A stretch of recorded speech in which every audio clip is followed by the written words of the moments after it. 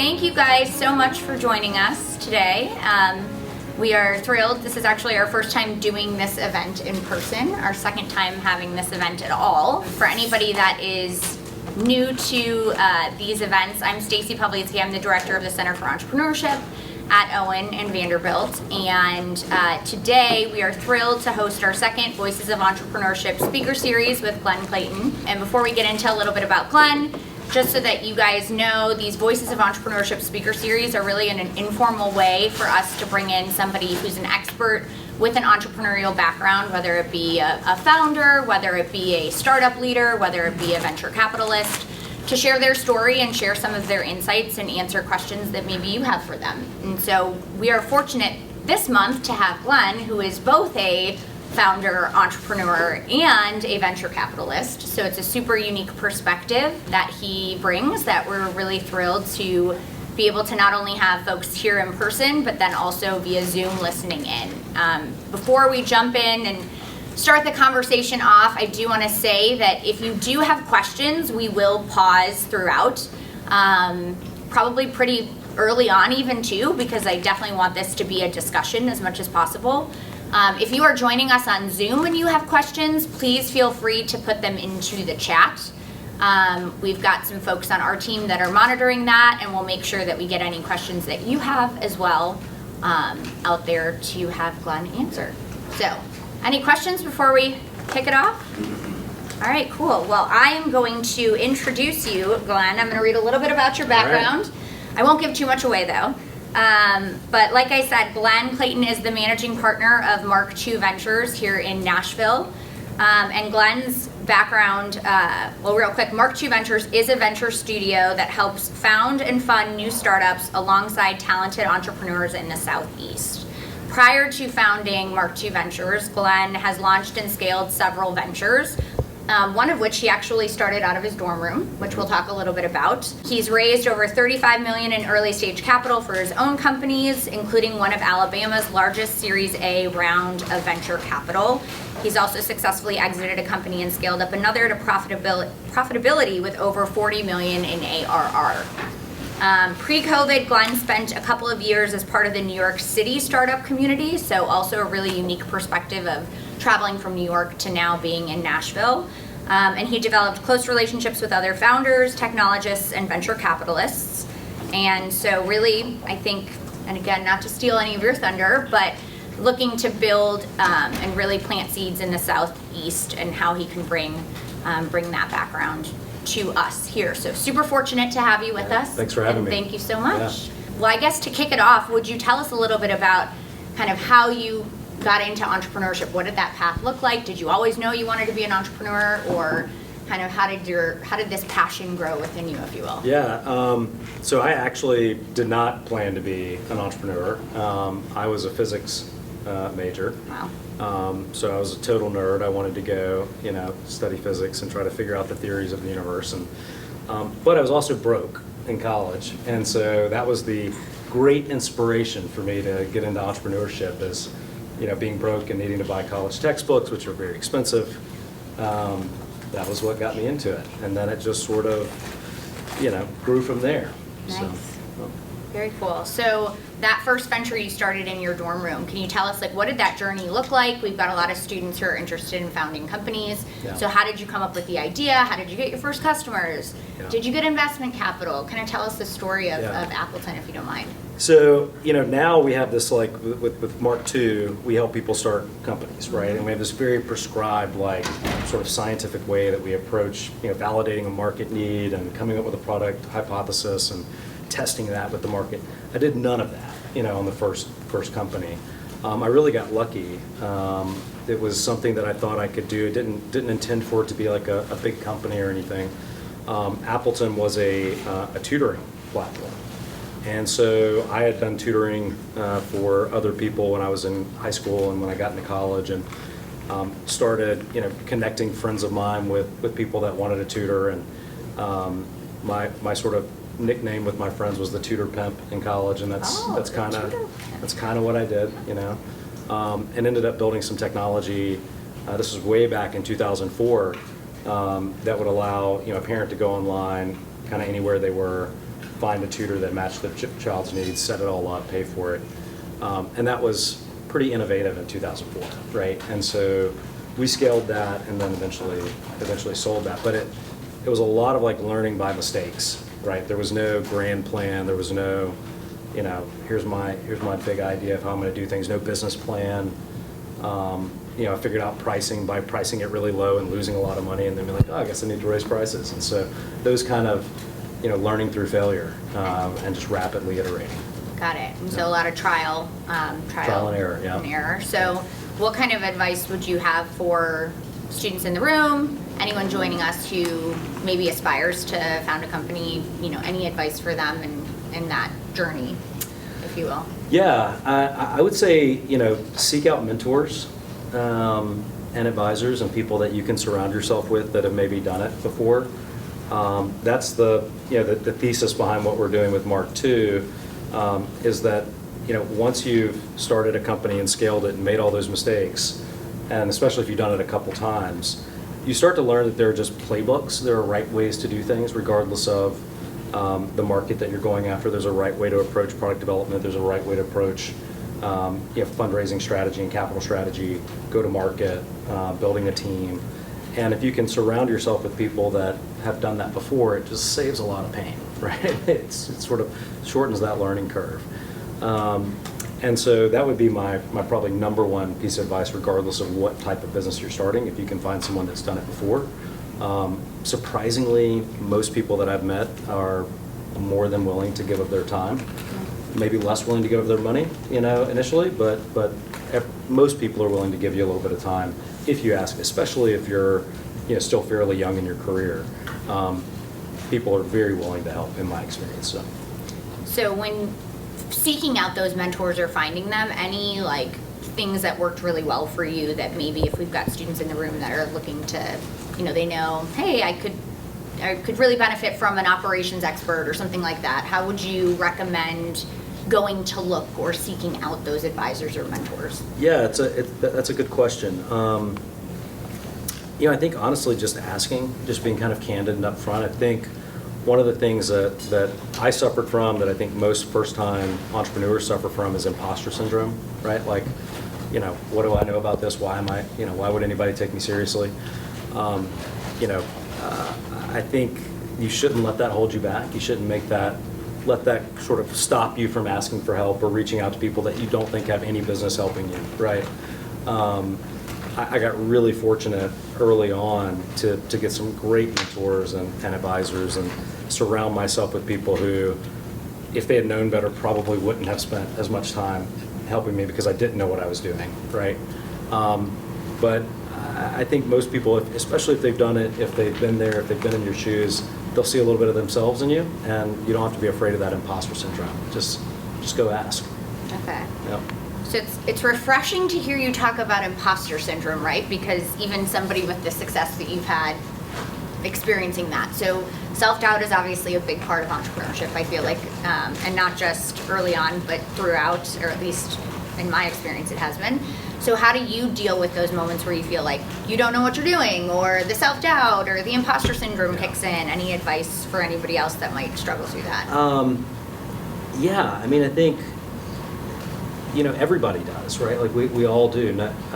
There's a tendency for people, I think, once they've had, some sort of success, to over-attribute that to their own hard work and genius, like, oh, I'm so lucky.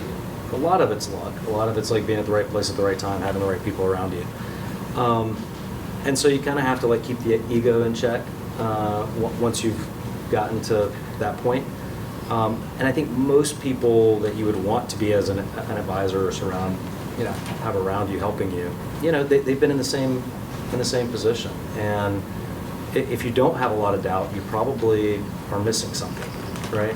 Because if you're building a company, especially if you're building a tech company, right, you're trying to do something that hasn't been done yet, or there's an open, sort of unmet market need, you should have a lot of doubt. You should have a lot of skepticism, right? And that's a healthy thing to bring to it, and then just sort of follow the data where it leads you. Yeah, that's a good point. So how long did it take you, that first first venture that you had when you were starting it in your dorm room, and you mentioned eventually you got it to the point where you were able to sell it. Mhm. How long did that process take? Yeah. What should founders in the room maybe anticipate or that process to look like? Yeah. It depends. So I bootstrapped that company, right? And for the first, several years, it was very much a small business, right? And so I started in 2004. We sold that in 2013. So, 9 years? Yeah. Very long time in sort of, the sense of starting a company. But, when I tell the entrepreneurs that we work with, I say, you have to be willing to make a 5-year commitment. Like, mentally, that should be the minimum that you're thinking about before you start a company, especially if you're going to take other people's money. Mm-hmm. They want to know that you're going to see it through. It can go a lot faster than that. It can take a lot longer than that. Depends on what your goals are. If you're wanting to do a lifestyle business, maybe it's something you want to do the rest of your career. If you're wanting to go raise a bunch of venture capital and move really fast, probably still 5 years is a healthy expectation. But I would expect, if I were doing something, if I were getting in and starting a company and being a founder, my mental state would have to be, this is at least 5 years. Okay. Yeah. Well, let's pause now because I know I've asked a few questions. Does anybody in the room have a question for Glenn before we keep going? Mary Kate. Can you speak a little bit to your advice for transitioning kind of a one-off, coffee with someone to get some advice into a longer-term mentorship advisory type of relationship? Yeah. I'm surprised by how many people are really bad at following up. Are just really bad at, having that follow-up email, having those touch points. One of the things that I always tried to do was when I met with someone that I wanted to be an advisor or mentor, just being involved with what I was doing, I would try to get to know a little bit about what they were interested in during that initial kind of coffee meeting, and then look for opportunities to drop them an email with an article that I read or something that was relevant to them. That's kind of become a habit of mine even now, is the first sort of 30 or 45 minutes of my day just going through my news feed, and when I see something that I think is interesting, who can I share this with in my network? And that's just such a great touch point. You're not asking for anything, you're trying to add value, you're sharing some content. It shows that you paid attention. Those are the types of things that get those organic conversations started. So I would look for that, but just follow up. It's truly not that hard. Like, it's amazing to me how many people just don't, follow up with an email. Hey, thanks for the time, Good question. Any other questions right now? Yeah, we have a question on the Zoom from Curtis Harding, and he's asking, when a startup comes to you, what are your must-haves that you need to see in order to consider them? So with what we do at Mark II, being a venture studio, we basically co-found a new business alongside an entrepreneur, right? So we're as early as you can get. Like, we want to see people when it's an idea on a napkin, and no company exists, no product exists, no revenue. And then we help them through that ideation process. And we have a very specific gating process that we take people through. And so, the first step for us is validating a market need. Is there really a need for a market here, or a market need for this product? Then we come up with a product hypothesis. So we'll do an MVP hypothesis, test that with customers, see can we get 10 or 15 customers that'll sit down with us and talk to us about this product and validate that, oh yeah, it sounds great, or tell us why they wouldn't buy that product, right? And we go through this multi-step process. So there's some very concrete things like that we follow. On the more subjective attributes, I guess, of a founder, I've oftentimes struggled with how to explain that thing that's different about somebody who's a great founder. But I almost equate it to the person that when you have a group project, they're always the one that's the coordinating everybody and getting everybody motivated, and they just really care about getting it done. Great founders don't have to be the smartest person. They don't have to have an MBA. No offense to Owens. They don't have to have an MBA. They don't have to come from a business background. but they have to be really, really passionate about solving that problem, right? So if that's the thing that gets them out of bed in the morning, that I've got to solve this problem. All the other stuff is teachable, and we can, kind of fill in the gaps, but that's, I think, the intangible thing that we look for is just that passion around solving the problem. I'm just kind of piggybacking off your answer to her question.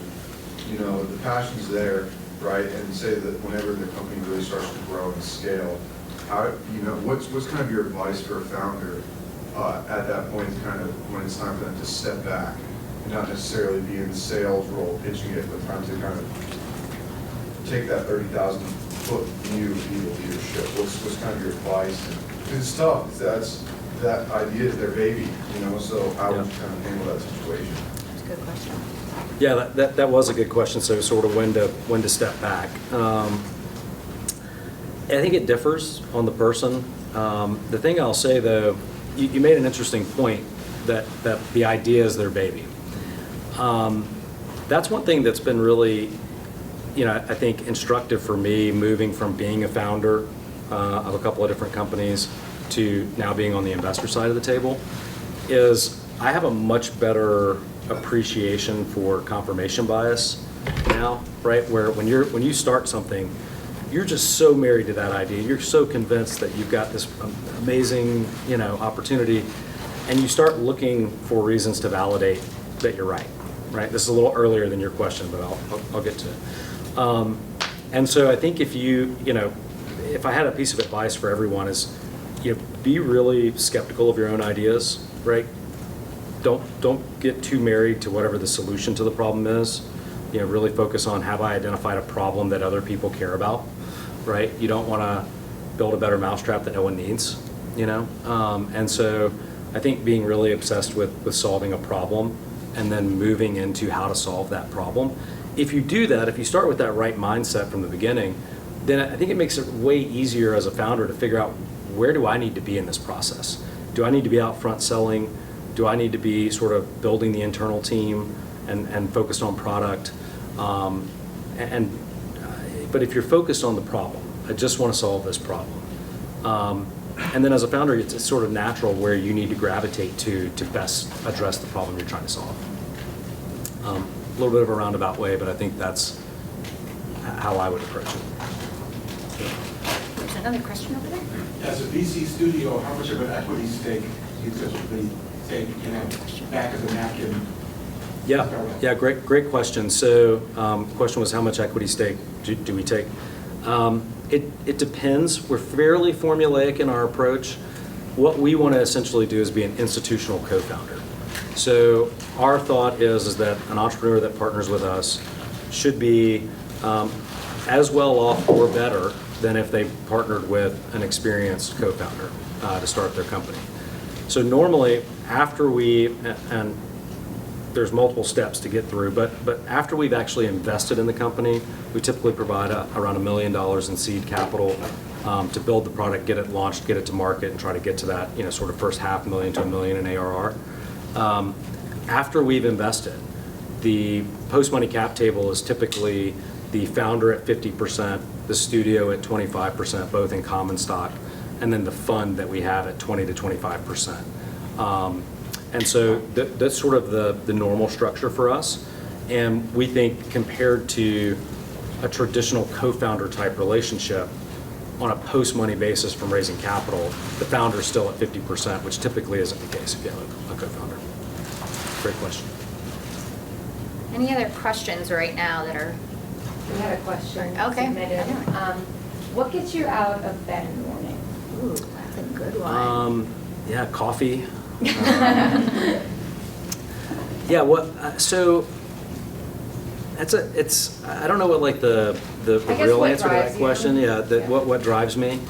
At this point in my career, I think it's solving problems, solving interesting problems has always been something that's sort of how I've defined what I enjoy doing. As a founder, it was building a company to solve a problem. Now being on sort of the other side and investing and helping incubate new companies, it's about helping new entrepreneurs solve a problem, right? Learn how to build a business. But for me, I just love sort of the, like I like doing puzzles, I like, solving problems. And what I'm doing now from a career perspective is just a way to do that. So can you talk a little bit, because I think you've answered some of the questions more as the founder, and then now as more of the VC side of it. What made you want to start Mark II Ventures? Like, how did you go from that founder to funder? Mm-hmm. Because I think we also have students and other people in the room that are interested on the capital side of it. Yep. And so kind of looking or sharing a little bit about your journey of how you got to now Mark II Ventures. Yeah, so I mean, the impetus of Mark II was really spotting a problem, right? As I've kind of been a theme here, I guess, is when COVID happened, I moved back from New York, came back to the South, moved to Tennessee. I just hired a CEO for my last company, realizing I was better as a builder than a manager. Brought in some people more talented than me to take over. And I didn't know what I wanted to do next. I didn't have like another great idea that I was ready to put that 5-year commitment into. And so I started mentoring and advising and investing just as an angel investor in other companies. And coming out of New York, where you had this really talent-dense ecosystem, right? You had everybody, it felt like you go to the bar and half the people at the bar were either starting a company, working at a startup, in VC, and then coming back to the South and realizing that there's not a lot of people that are doing that. And most of the companies that were coming to me to invest as an angel investor would also end up saying, well, can you help me do this? I need to hire a technical co-founder. I need to, I'm trying to figure out how much money I should raise, or all these questions about how to build it. And, that really was kind of an eye-opening experience to say, when you're in New York or you're in SF or increasingly Austin or Atlanta, there's so many people that have already done it that you can go to and talk to and say, well, how did you do this? Or, what do I need to be thinking about? And in Nashville or Birmingham or Chattanooga or Charlotte, there's just less people. There's less people that have done it, right? And so our goal with Mark II was to help solve that problem. We had this, my co-founder and I, Patrick Cooney, had both built multiple companies, had both spent time in New York, had these really robust networks of very, very talented people that wanted to work with us again. Have built great relationships with other larger venture funds, and we're both active as angel investors. And we said, well, this is a great way to kind of bring all that together, right? We can be kind of the first money in, we can invest, but we can also kind of roll up our sleeves and help new founders access talent, figure out how to do it the right way. We kind of know the playbooks. We literally now have playbooks, right? Here's how you launch the product initially. Here's how you get the first 10 customers. Here's how. So that was kind of the source of inspiration, is just seeing a gap, seeing a need. Cool. You mentioned that your first company you bootstrapped. Mm-hmm. Now, obviously, you're running the venture studio. I know I'll have a lot of early stage founders come to me and talk about, oh, do we need to raise money?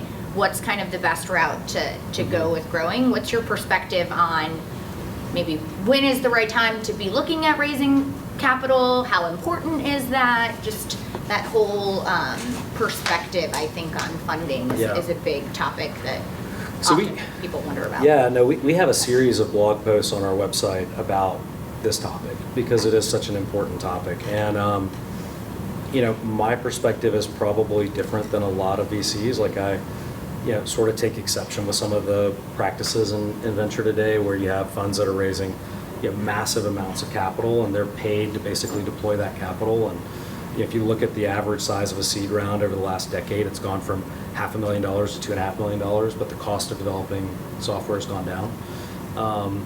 So there's a little, you have to understand the incentives of your investor, right? And know what they're incentivized to do. But that's a little bit more on my soapbox, but I would say that you should raise the least amount of money that's necessary to eliminate business risk as you go through building a business. So the first thing that we do when we invest, we will typically do a $50,000 safe. into the company for the sole purpose of building prototypes and testing those prototypes with customers. And when we do that, we're looking for a reason not to invest more money, right? And we're telling founders, like, don't be married to your idea. If it's not this one, it's the next one. But let's find a reason for you not to spend 5 years of your life building something that's not going to be successful, right? So the first thing we want to do is validate a market, and we want to do that with as little money as possible. And then the next step is, okay, if we've done that, now we want to build that product, get an MVP out the door, and start getting some revenue off of that. And we're typically at like $500,000 to $750,000 to get that done. And that's going to give us enough runway to kind of get some customers on board. And then beyond that, we'll typically do another $500,000 to $750,000 to scale the revenue up. But at each step in that process, what we're doing is saying, can we take risk off the table? Can we validate a market? Can we validate that our product is working and that people will pay us for it? And then can we validate that we can actually scale up customer acquisition? And so, in my view, if I was on the founder side of that, capital is a tool to accelerate that process, right? So if I don't want to spend, like I did in my first company, several years figuring out what's the product market fit, capital can really help you accelerate that. And then once you've done all of that, and there's a market need, you've got a product that meets that need and people will pay you for it, and you know how to acquire customers cost effectively, that's when you should start thinking about raising larger amounts of capital, right? Up to that point, you should keep it as lean as you can. And once you validated that, though, go raise $20 million, $40 million, $100 million, because you can invest it in customer acquisition. And at that point, it's a simple return on investment calculation of, if I can put $1 in and get $4 out, I'm going to do that all day long. But I've seen this trend, I think, in the startup world and venture, that it's so, like, at least in the last 6 to 12 months ago, capital was so cheap that everybody would go and just raise a bunch of money early. And I think that leads to a lot of bad decision making. Having too much capital early on can hide a lot of weaknesses in your product and your market. So I'm a big fan of keep it really lean until you've validated those key things. Cool. Good perspective. So real quick, I want to ask a question of the folks that are in the room, and sorry folks that are on Zoom, but how many of you are founders? Like, you've got a business idea, you want to be, okay, got a couple. How many want to be on the VC side or the capital side of things? Okay. How many are like super interested in entrepreneurship, but you're not sure what that path looks like yet? Okay. Most people. So that was part of my other question is I think at least, and this is part of what my journey with entrepreneurship was I always thought, I don't have the idea yet, right? What do? I really am passionate about entrepreneurship, but I'm not sure how to do this. And I feel like I meet a lot of students and folks that, maybe are looking to transition into entrepreneurship that have that similar sort of, hey, I haven't come up with my idea yet, what do I do? Mm-hmm. What's your advice for, I guess, the multitude of hands in the room that get excited about entrepreneurship, they feel like some sort of passion or motivation around it, but they're not quite sure what that looks like for them? Yeah. I guess it depends on what excites you about entrepreneurship, right? Because I think a lot of times people have this idea that I'm going to be my own boss. Nobody's going to tell me what to do anymore, and I'll make my own path, and I'll be rich and famous. And I think it's typically not that, right? Like, I mean, you probably know as well as I do that when you're running a business and you're responsible for lots of other employees and other people's money and all of that, you're really, if you're doing it the right way, you kind of work for everybody, right? You work for your employees, you work for your customers, you work for your investors, and it's a very stressful job, right? There's a lot of pressure on your shoulders, when you've had that moment of, are we going to make payroll, and how many people rely on me to make sure I don't screw up my job? It's very, very stressful. And so I think you have to go into that with the right motives and the right understanding of it really should be about solving a problem for other people. That should be the motivation for getting into an entrepreneurial experience is I've identified a problem that I really want to solve. And a lot of other people suffer from this problem too, and I'm going to go solve that problem. And that's the motivation. Any questions from anybody in the room that raised their hand that's trying to kind of figure it out? I see a question too. Okay, yes. So I know earlier you talked about market validation is one of the early things that you do.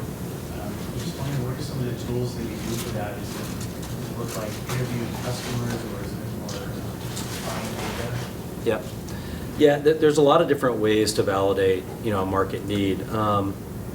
So we follow lean product.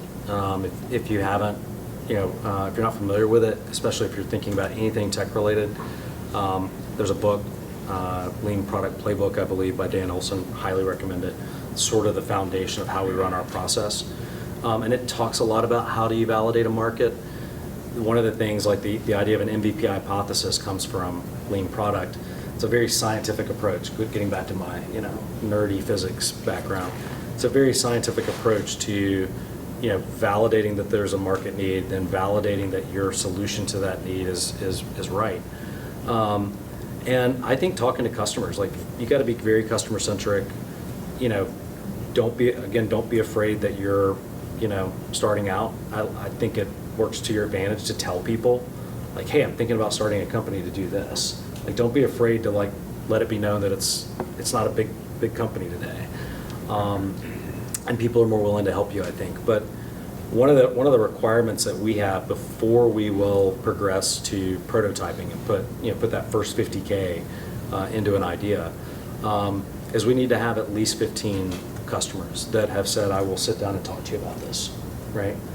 And that's because we want to be able to go sit down with whoever we think the ideal customer profile for the business is, and in a very transparent way, non-salesy way, say, we think this is a problem, we think this could be a solution to that problem, tell us what you think. And then you just listen, right? And people will either say, yeah, maybe, or they'll go, oh my gosh, let me tell you, and you're onto something when people, like, you schedule 30 minutes with them and they're there for an hour, yeah, right? Because they have such a problem, they want to talk about it, somebody's listening about the problem they have. That's when like, okay, we're onto something here, right? When people are like, yeah, maybe, that sounds interesting, you just go like, okay, maybe not, maybe not as excited about it. So very customer centric though. Any other questions right now? Yes? What's a typical exit scenario? How long do you hold the company, and what typically happens next? Yeah. We started Mark II at the beginning of this year. So we have a few portfolio companies now. We haven't gone through an exit with a portfolio company. But our anticipation is it's like a 5 to 7 year sort of horizon for an exit. It's hard to say what the normal process is. I mean, if you look at PitchBook data, the average company of companies that raise a seed round of capital from a venture capitalist over the last 10 years, the median exit outcome was about $125 million, right? And there's a long tail on either side of that, right? Of companies that were, multi-billion-dollar success stories, and companies that, sold for $10 million to a strategic acquirer, and everything in between. Most companies are acquired by a strategic, they don't go public, or sometimes a private equity. But we don't even really think about the exit so much. We do all of our financial modeling for our fund based on median outcomes. We don't expect any home runs. We're going for home runs. That's what we want. But when we're modeling and thinking about capital and risk and how we price that, we do it based on median outcomes. And then it's just about solving the problem. And I feel like if you solve problems for people in a meaningful way, you're going to create real value, right? That's how you create enterprise value. And so we don't even think we don't sit down with entrepreneurs and talk about exit planning. It's just let's build a great business, and we'll have plenty of options on how to exit if we do that. So, yeah. You talked about your playbook. What's the hardest thing to get the founders to do well when it comes to your playbook? I think that differs based on the individual. I think the common thread that I see is that it's really hard for people to we talked about this a little bit ago, but it's hard for people not to have confirmation bias, right? It's hard for people not to fall in love with their idea. And as a former founder and someone who was totally in love with their own ideas, now moving to the other side of the table, I just see how risky that is. You can get lucky and you can be on the right idea and it all goes well and everyone thinks you're a genius. More times than not, that's not what happens, right? And the opportunity cost of spending a couple of years, and if you're smart and you're, decently charismatic and, good at talking to people, you can probably get some people to invest in your idea, whether it's good or not. You can probably limp along for a few years and, that doesn't mean it's going to be a good idea and you're going to have invested a few years of your life into something, right? And so the biggest thing that I go back to our entrepreneurs with is, don't fall in love with your idea. Look for reasons to disprove your hypothesis, right? When you're starting a business, especially early on, look for a reason not to go forward. Don't look for reasons that you're a genius and you came up with the next Uber idea. Look for reasons why it's not worth your time for the next 3 to 5 years, right? And that may sound a little negative, but it's your time's the most valuable thing you have, right? And you want to make sure you've found a really exciting problem to focus on solving.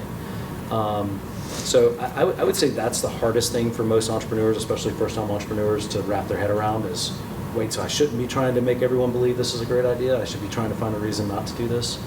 But I think it's the most valuable thing you can do. All the other stuff is tactical, right? All the other stuff can be taught, I think. So this is a question. So let's say you get that 15 customer or potential customers, you get a lot of thumbs up excitement.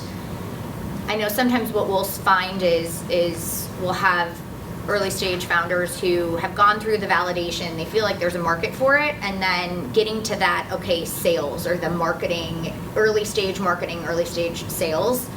What advice do you have about, how do you then go get your first customers? Yep.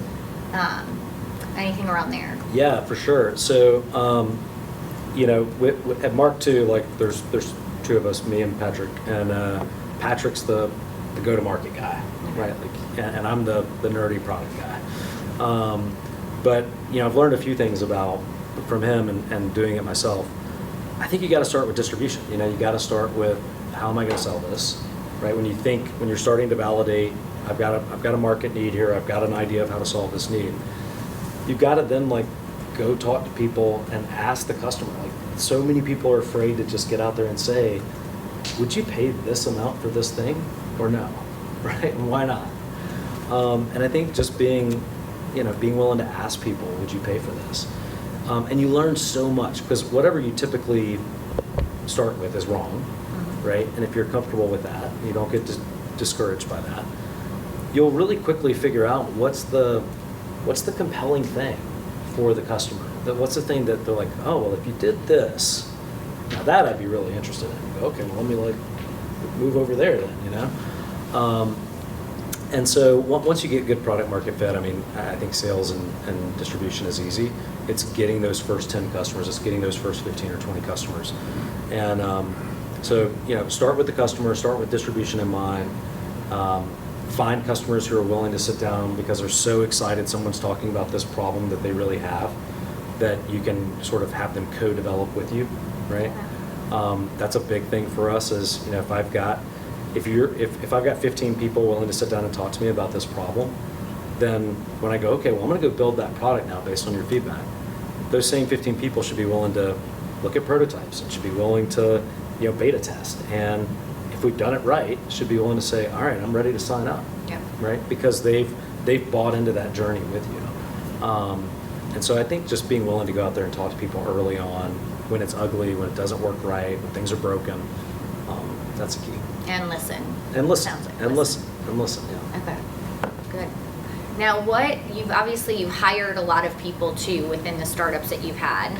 So, if you aren't the founder that has the idea or is ready to pursue that, maybe you don't want to be on the capital side. A lot of, folks that I know, and this is how I got into entrepreneurship, is I started working at a startup. Mm-hmm. So what kind of skills or characteristics or things if you are somebody that wants to work at a startup that makes you more desirable as a hire, or things that you looked for when you were hiring for some of those early stage kind of or growth stage employees, that might be helpful. Yeah, that's a really good question. We always said we wanted to, sort of our hiring mantra at my last company, Spur, was we want smart, hungry, and humble. So we want people who are smart. That doesn't necessarily mean book smart, but they're like smart at solving problems or whatever type of thing we're bringing them in to solve a little mini problem in our company, which is solving a big problem for our customer. Are they smart in the way that they can do that? And then, but more importantly, I think, is hungry and humble. So not a lot of ego, right? Willing to be part of the team, not be the diva in the room, not be like the person that's going to be, always having a negative thing to say in a meeting. Because in a startup, nothing ever works right? Nothing's ever beautiful or perfect. There's always something broken, and you want people that are okay with that and aren't going to be like, well, I told you that thing wasn't going to work, right? Yeah. You never want that person. Maybe a little optimism or Yeah, a little optimism, encouragement. Not humble enough to be like, hey, I'm part of the team, and I'm not going to be the person in the room that's pointing out all the flaws. And then, hungry, so ambitious, right? Somebody who wants to work hard, has a goal that they're trying to pursue for themselves, and they view this as a way to do that, right? Whether that's gain experience, whether that's, and I'm not someone that's even deterred by someone that says, look, I want to get stock options in a company I think is going to do really well because, I want to retire early. Like, cool, let's come do it, But I think, people that are motivated, that have some goal they're working towards, if they see that company as a way to do it. So if I were on the other side of the table and I was interviewing, I would be trying to figure out how do I convince the person interviewing me that I'm going to be a great cheerleader. I'm really optimistic. Whatever, if something's broken, we'll fix it. I'm pretty smart at whatever it is I'm going to come in and do, right? Whether that's developing or being a product manager or whatever. I'm pretty savvy about how I'm going to approach that work. And I'm ambitious. I've got some goal in my life that I see you as a way to help me achieve. And I'm going to be open and tell you that. I'm like, hey, I really, I want to be a director of product in 3 years, or I want to be, I want to start my own company in 3 years. And don't say in like 3 months, because then they're probably not going to. But in 3 years, I want to do this, and I see this as a great opportunity for me to get there. Those are the people I always want to hire. Awesome. All right, what other questions? Really making this a discussion. Oh, Kayla. I have two from the Zoom. Awesome. Nikita Wilson wants to know, what is the average time it takes for companies you partner with from idea to go to market? Yeah, so it's a great question. How long does it take from idea to go to market? So we put all the companies, and we're focused on SaaS companies, right? So if you're doing, a health tech or healthcare company or biotech or something, it can be totally different. So, or hardware. So my response is specific to software. From the time that we invest, we want to basically, within, call it 60 days, have validated the kind of product hypothesis.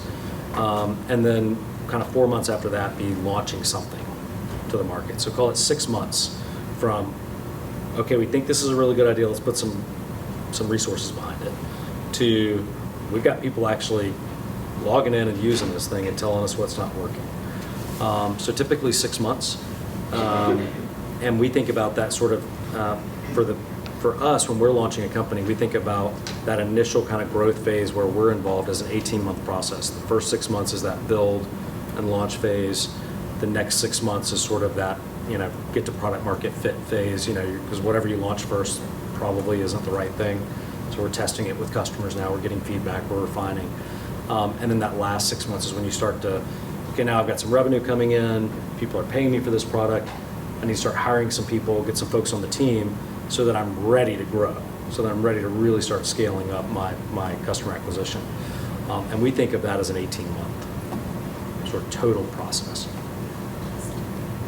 And then Curtis Harding wants to know, I want to fund projects in Latin America with U.S. money.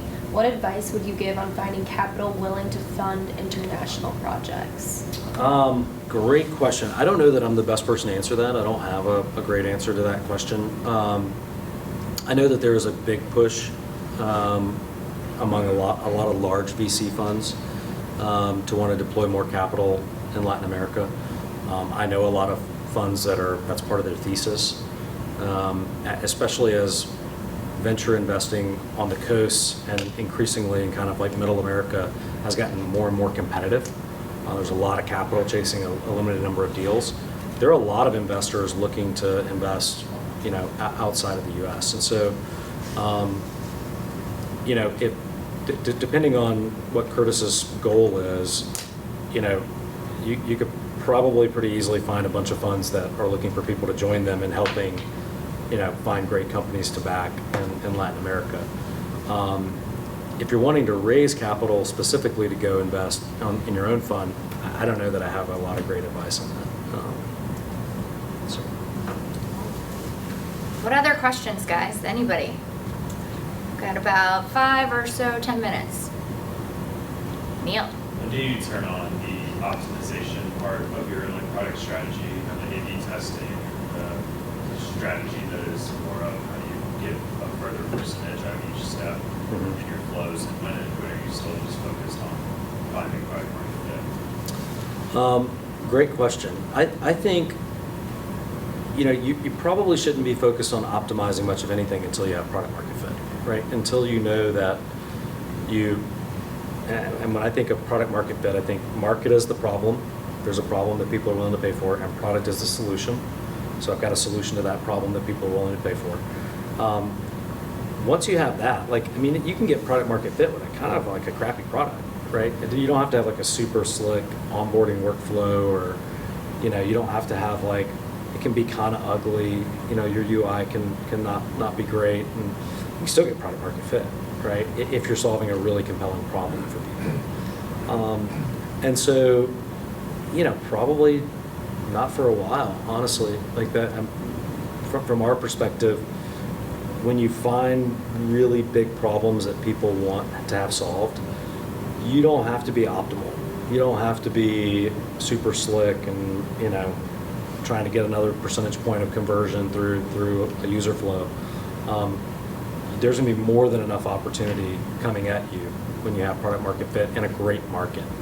And I think Mark Andreessen wrote a blog. We have a blog post on our website of our essential resources for entrepreneurs, of books and blog posts that we've kind of curated that we think are actually meaningful. And I think Mark Andreessen did one about product market fit, and he talks about how it can be really ugly, but if you find a great market, everything else sort of solves itself. The customer acquisition, the product experience, the customer support team. I think there was I forget who tells it, if it's Peter Thiel or one of those that talks about being at PayPal in the early days, and them having to turn off their phones for customer support because the product was so bad, but they were solving a problem that people really had. And so if you find a good market, a good problem, I don't think you have to focus on optimizing for a while. Just solving that problem is good enough for most people. So note to self, go to their website, Mark II Ventures. They have resources there that you can look at, which will be really helpful. That was one of the questions that we always get asked is, are there certain podcasts or books or things that are your favorite absolute if you want to be an entrepreneur, or if you even want to be on the VC side, that you would recommend people read, or kind of what are your go-to resources you always recommend? So definitely go to our website. That's mk2v.com. Cool. We'll send it out afterwards too. Yeah, and so we have a blog called Essential Resources that I think has a lot of this. But if I had to recommend one book, I would say Lean Product Playbook is probably my top pick, just because of the thought process of how you approach building a new company, a new product, a new business model. A lot of stuff that's out there is more the feel good and pump you up and get you excited, and Lean Product is a very tactical, operate. You can take it and here are some specific things you can apply today, and I think that's really useful for first-time entrepreneurs especially. So. Any other questions from the audience? Anybody online have questions? I was curious if you have any tips for finding capital, specifically for a seed fundraise? Good question. Yeah, LinkedIn or any other recommendation? Yeah. So the question was recommendations for finding capital, especially seed capital. Well, definitely reach out to Mark too. We are actively funding at the earliest stages. But in general, I think if you're really early, if you're doing like seed capital, and you're in the Southeast, angel investors have typically been a great source of early stage capital. But oddly, in our market in the southeastern U.S., it's a little bit harder if you're doing a kind of a high growth potential startup. Most people that are angel investors in our region didn't make their money in fast growth startups. And so you see a lot of these like angel investments that look like real estate deals or something, and like 3x liquidation preferences and participating preferred equities, and so I would encourage you to look for people who are either entrepreneurs that have built companies like the type of company you want to build, right? Who can be great advisors. They're going to get it. They're going to see your idea and why it makes sense, and they understand how to think about utilization of capital in those types of businesses. So I would look for successful entrepreneurs as potential angel investors from your market or your type of business. And then there are a lot of seed funds. There are a lot of seed funds out there that are actively looking to deploy capital. There's never been more money available in venture than there is today. If you can find good advisors and mentors that have a relationship, I would definitely recommend getting an introduction. Very rarely, except Mark II because we're so great, very rarely do most VC funds respond to cold outreach, right? If you go to their website, you just fill out a form, like probably not going to get much out of that. If you can network with people and find someone that has a relationship that they can introduce you to, especially a partner at a fund, that's the best way to get in. But for angel investment specifically, I would say entrepreneurs who've done something like the type of business you're wanting to build. Anything else you want to add, or you think is really beneficial for folks to know that? Yeah, hopefully it's been helpful, and always happy to be a resource if people want to reach out, even if you don't have a big idea that you want funded. If you just want to grab coffee or whatever, that's always up to that. So Awesome. Well, we'll definitely share the Mark II website. We'll share that after the fact. We have this recorded, so if you want to look back, if you weren't taking notes, which I'm terrible at taking notes when I'm in things like this, we'll send all that out after the fact so that you can look at that. And definitely recommend. We do these every month, like I said. This is very much so a startup. I do not have confirmation bias about this event. So we will be sending a feedback survey after the fact. Please, please, please fill it out. Give us feedback. Because we want to make sure that the whole point of doing this is not just to have another event on your calendar. It really is to drive value for you. So that's number one. And then number two, we will have another event next month, so November 10th. That will also be in person. A Vanderbilt alum and successful entrepreneur Brian Fox will be coming and joining us.